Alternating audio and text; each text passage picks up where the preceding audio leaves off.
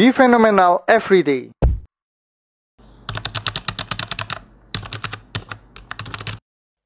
Halo guys, kembali lagi bersama saya. Di video kali ini merupakan video lanjutan ya dari episode kurikulum saham.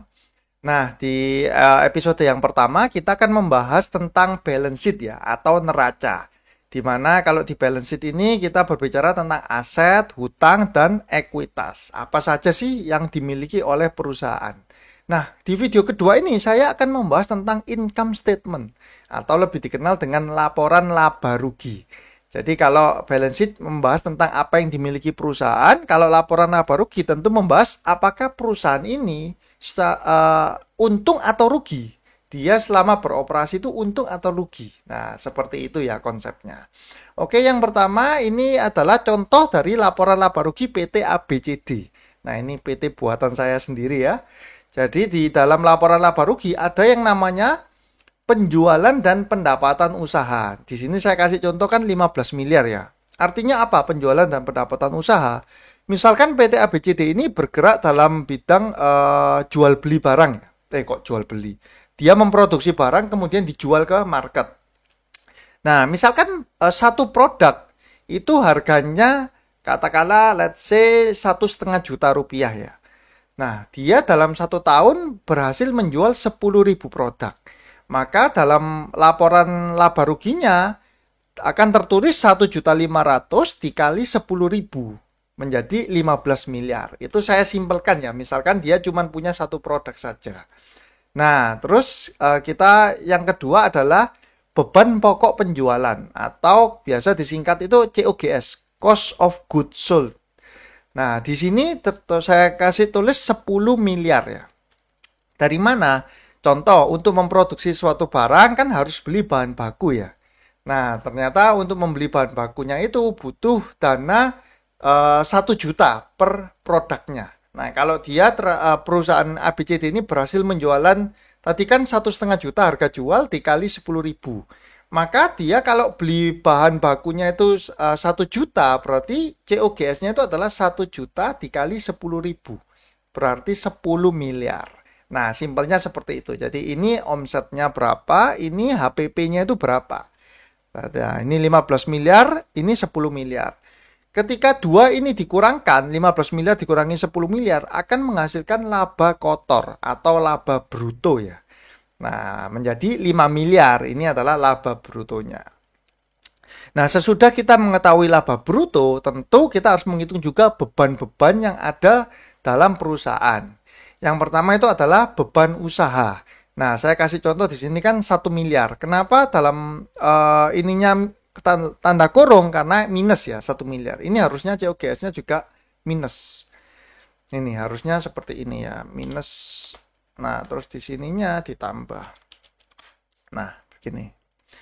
Beban usahanya minus 1 miliar. Beban usaha ini apa? Biasanya beban usaha itu adalah beban yang berkaitan dengan kegiatan menjual produk tersebut. Contoh, untuk menjual produk itu membutuhkan promosi atau iklan ya. Nah, itu masuk ke dalam beban usaha. Atau ternyata membutuhkan untuk pengiriman barang atau transportasi. Nah, itu juga masuk dalam beban usaha. Nah, terus selain beban usaha ada yang namanya beban umum dan administrasi. Ini saya kasih contoh 250 juta ya jumlahnya. Apa yang dimaksud dengan beban umum dan administrasi? Itu adalah beban yang tidak berhubungan dengan kegiatan penjualan, tapi ini adalah beban untuk operasional perusahaan. Contohnya begini, tagihan listrik. Nah, perusahaan ini berjualan produk ataupun tidak, tentu tetap harus bayar listrik kan. Nah, itu masuk ke beban umum dan administrasi. Contoh lainnya itu adalah beban gaji, gaji karyawan. Nah, mau perusahaan ini untung, mau perusahaan ini rugi, atau mau perusahaan ini tidak berjualan produk, tentu tetap karyawan kan harus digaji. Ada adminnya, mungkin ada security, itu tetap harus digaji. Jadi beban umum dan administrasi ini yang tidak berhubungan dengan penjualannya. Seperti itu. Ini saya kasih contoh minus 250 juta ya. Terus ada yang namanya pendapatan lain-lain. Nah, pendapatan lain-lain itu adalah pendapatan yang di luar bisnis perusahaan. Jadi kalau ini perusahaannya kan menjual produk bisnisnya ya, produksi. Nah, ternyata PT ABCD ini mempunyai investasi. Nah, mempunyai investasi di mana dari investasinya itu menghasilkan return. Entah itu boleh ya, misalkan PT ABCD ini punya saham di perusahaan A, terus sahamnya itu perusahaan A itu bagi dividen. Nah, dia kan dapat pemasukan tuh. Nah, itu masuk di pendapatan lain-lain. Atau seperti dia punya apa namanya investasi bunga, investasi yang menghasilkan bunga. Nah, itu juga masuk ke pendapatan lain-lain. Di sini saya masukkan 200 juta pendapatan lain-lainnya. Nah, dari laba kotor 5 miliar, dikurangi 1 miliar, dikurangi beban umum administrasi 250 juta, ditambah pendapatan lain-lain, maka menghasilkan laba usaha atau EBIT. Biasanya kita ngomong EBIT itu earning before interest and tax. Jadi earning itu laba, before sebelum, interest itu bunga, tax itu pajak. Jadi laba sebelum dipotong bunga dan pajak. Nah, kita tahu EBIT-nya 3,95 miliar ya. Sesudah itu, karena ini masih belum dipotong interest dan tax, tentu yang kita harus tahu berikutnya adalah interestnya berapa, bunganya berapa. Karena perusahaan kan sebagian besar itu kan dia untuk usahanya itu butuh modal ya, modal kerja. Nah, butuh pinjaman modal kerja dan dari pinjaman itu tentu ada bunganya. Nah, di sini saya tulis misalkan beban bunganya itu 1,27 miliar. Nah, sesudah itu akan dikurangkan EBIT dikurangi beban bunga menjadi EBT atau earning before tax. Kalau sebelumnya kan EBIT, earning before interest and tax. Kalau sudah dikurangkan dengan bunganya menjadi EBT saja, earning before tax. Nah, kalau sudah EBT tinggal dikurangkan dengan T-nya saja, tax kan. Nah, katakanlah pajaknya saya tulis di sini 536 juta. Sorry. Ini juga harusnya mengurangi ya, minus. Nah, ini jadinya plus. Nah, jadi 2,68 M kena pajak 536 juta, maka menghasilkan net profit 2,144 miliar. Jadi perusahaan ABCD ini atas penjualan 15 miliar, dia berhasil meraih profit 2,14 miliar. Ini adalah gambaran umum ya, supaya teman-teman bisa memahami secara sederhana konsep logika berpikir dari laporan laba rugi. Nah, terus mungkin ada banyak yang pernah mendengar itu EBITDA ya. EBITDA itu apa sih? EBITDA itu adalah earning before interest, tax, depreciation and amortization. Nah, kalau tadi kan ada EBIT ya, before interest dan tax. Nah, sekarang pertanyaannya, depreciation and amortization ini apa? Di sini saya akan menjelaskan dulu, depresiasi itu adalah penurunan nilai aset. Contohnya, misalkan perusahaan ini beli mobil ya, katakanlah mobil Innova 400 juta ya. Nah, mobil Innova tahun depan itu nilainya biasanya itu kan mobil akan menyusut ya, menurun. Katakanlah tahun depan menjadi 350 juta. Maka dia akan terkena depresiasi itu sebesar 50 juta atau penyusutan itu sebesar 50 juta. Nah, itu contohnya ya. Atau misalkan yang lebih pendek skupnya itu adalah kalau misalkan kantor beli peralatan, contohnya beli AC, beli komputer. Nah, AC komputer ini setiap tahun kan nilainya akan menyusut kan. Nah, itu masuk ke dalam depresiasi. Jadi penyusutan aset ya. Terus yang kedua itu ada namanya amortisasi. Nah, amortisasi ini adalah penyusutan aset yang tidak kelihatan secara fisik. Nah, bukan berarti genderuwo ya, bukan berarti setan, nggak kelihatan secara fisik. Tapi misalkan contohnya perusahaan ini membeli franchise ya. Franchise senilai 500 juta yang dalam jangka waktu franchise-nya itu untuk 5 tahun saja. Nah, artinya secara nilai setiap tahun itu akan berkurang 100 juta, 100 juta, 100 juta, seperti itu kan. Karena 5 tahun habis. Nah, franchise ini kan bukan sesuatu yang bisa dipegang, kan nggak ada wujud fisiknya ya. Seperti itu adalah contohnya, seperti franchise. Nah, saya kasih contoh misalkan di PT ABCD ini mempunyai depresiasi itu 100 juta ya. Maka untuk menghitung nilai EBITDA dari PT ABCD adalah tentu EBIT-nya berapa, ditambah depresiasi, ditambah amortisasi. Nah, katakanlah amortisasinya 0 ya. Ya, cuman ada depresiasi. Jadi 3,95 M ditambah 100 juta menjadi 4 M 50 juta. Nah, ini adalah yang dimaksud dengan EBITDA. Oke, sekarang kita sudah mengetahui ya tentang laporan laba rugi secara singkat. Nah, terus ini seperti contoh kemarin saya kasih jumlah lembar saham, harga per lembar sama market cap ya. Ini di balance sheet kemarin kan saya sudah bikinkan juga. Mungkin teman-teman yang belum melihat video saya yang episode pertama bisa tonton ya terlebih dahulu yang episode 1 tentang balance sheet. Ini saya copy paste ya persis. Nah, ini katakanlah tidak berubah. Nah, rasio apa saja yang penting dalam income statement? Ada 3 ya. Kalau saya pribadi itu ada PE ratio. Nah, teman-teman pasti sering dengar ya. Price book value, price book PBV sama PE ratio. Itu 2 rasio yang paling sering dibahas ya. Pak Lo Keng Hong pun juga memakai 2 rasio itu ya. Kemudian ada ROE, Return on Equity. Dan terakhir ada EV per EBITDA. Nah, ada 3 ini yang akan saya bahas satu per satu. Oke, yang pertama adalah tentang PE ratio. Nah, sebelum kita mencari PE ratio, kita harus mengetahui tentang EPS atau earning per share. Earning per share itu adalah laba per lembar sahamnya itu berapa. Nah, cara menghitungnya adalah dari net income-nya kita bagi dengan jumlah lembar saham. Nah, income-nya kan kita sudah tahu. Oh, 2,144 miliar ya. Terus lembar sahamnya berapa? Lembar sahamnya ada 100 juta lembar. Ya, tinggal kita bagi saja 2,144 dibagi 100 juta, maka menghasilkan EPS 21,44 rupiah. Artinya setiap satu lembar saham yang kita pegang akan menghasilkan keuntungan sebesar 21,44 rupiah. Nah, kalau kita sudah tahu earning per share-nya, laba per lembar saham, kita bisa menghitung PE ratio-nya. PE ratio-nya rumusnya adalah harga sahamnya berapa dibagi dengan EPS-nya. Nah, harga sahamnya misalkan ini 150 ya, contohnya. Kita bagi dengan EPS-nya 21,44. Maka ketemunya PE ratio-nya adalah 7 kali.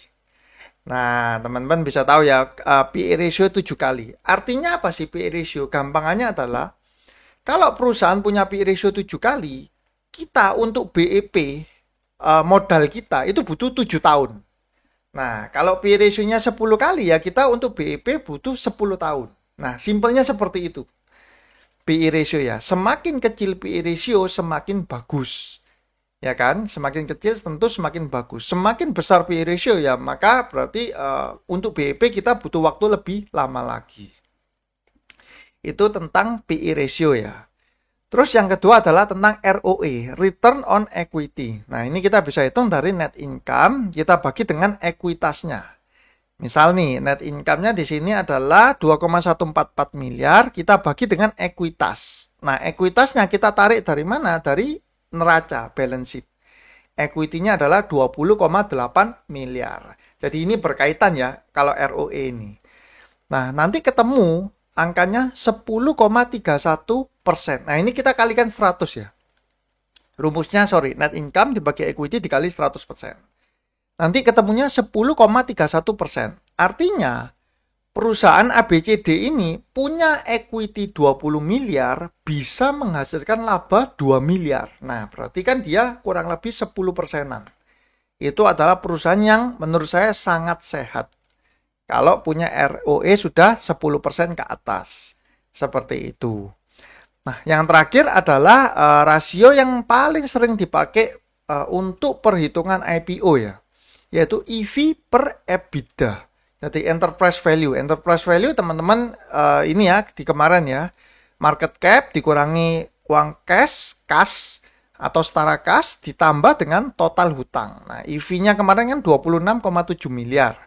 EV per EBITDA berarti 26,7 miliar dibagi dengan EBITDA-nya berapa? Nah, EBITDA-nya kan ini saya kasih contoh kan 4 miliar 50 juta.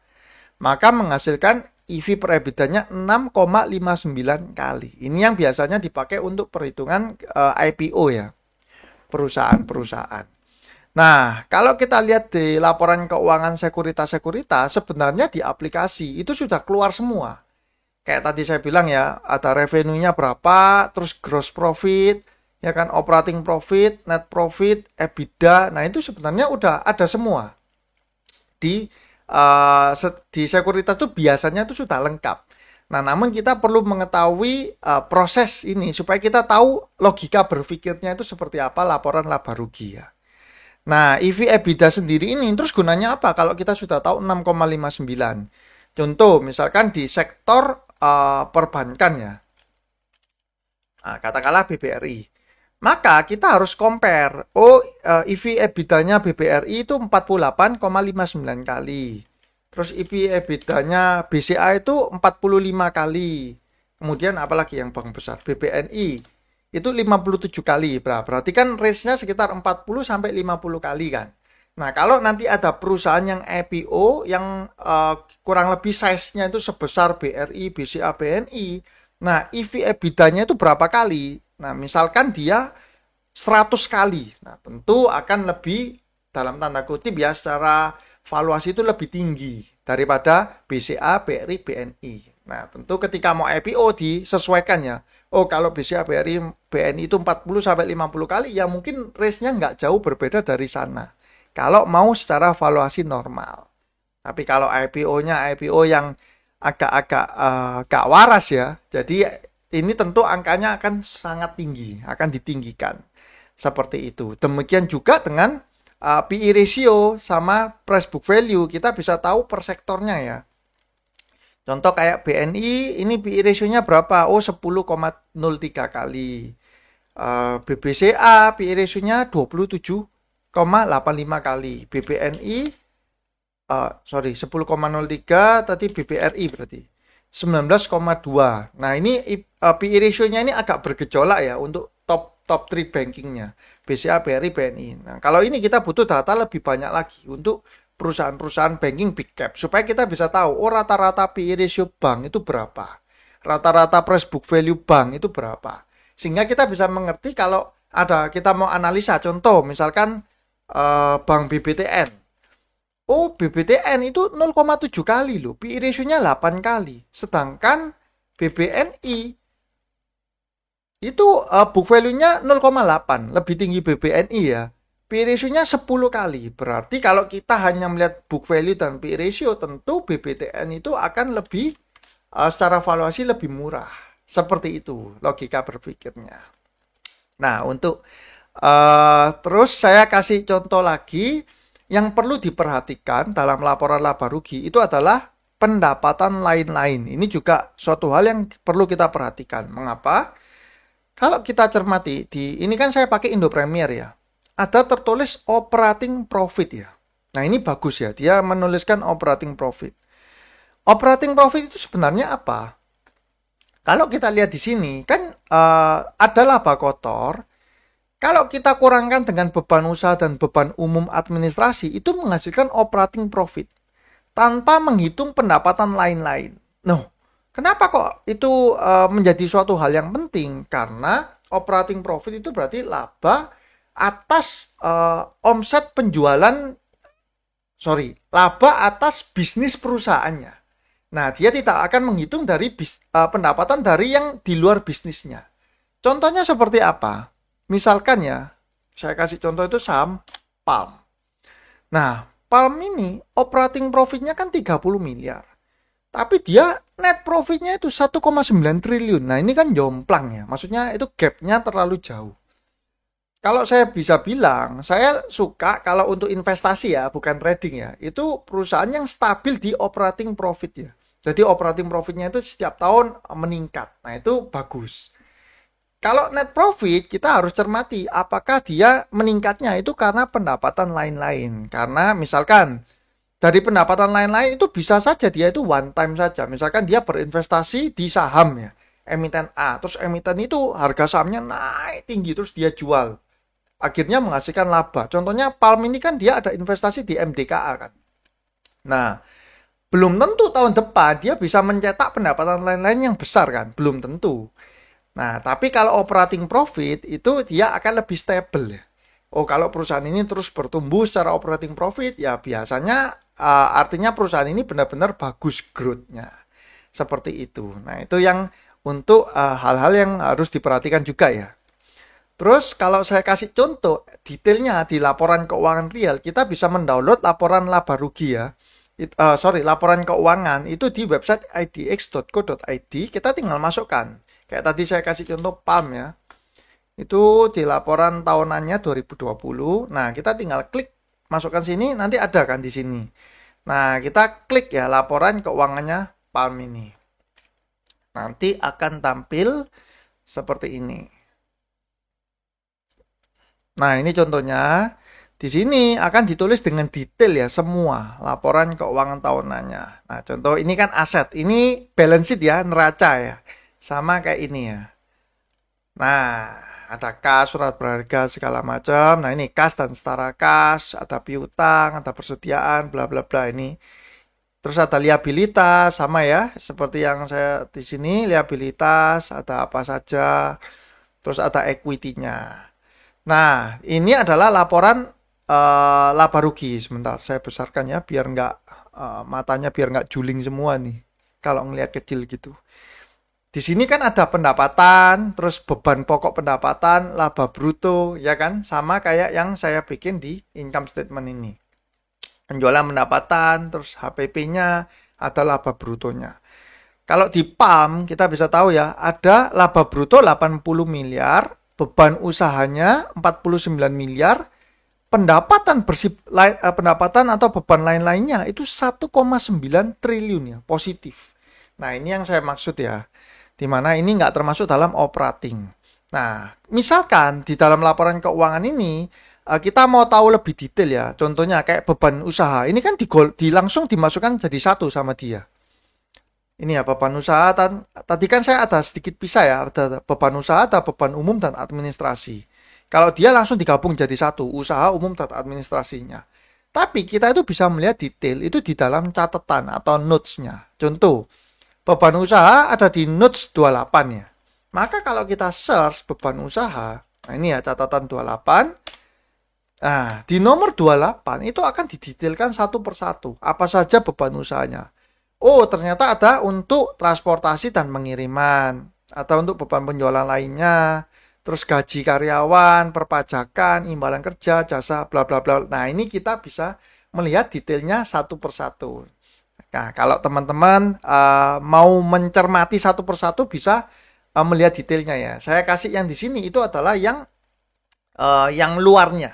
Di laporan keuangan sudah tersedia kalau kita mau mentelaah satu persatu. Untuk video kali ini di episode kedua tentang kurikulum saham, di mana saya membahas tentang laporan laba rugi. Semoga melalui video ini teman-teman dapat mendapatkan pencerahan ya, tentang apa sih laporan laba rugi itu, apa EBITDA itu, apa COGS itu, dan juga apa itu PE ratio ya.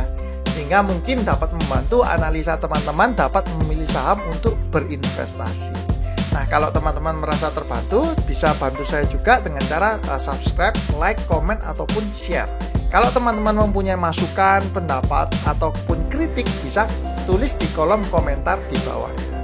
Oke, cukup sekian videonya. Semoga teman-teman sehat selalu, sukses selalu, dan cuan selalu. See you guys!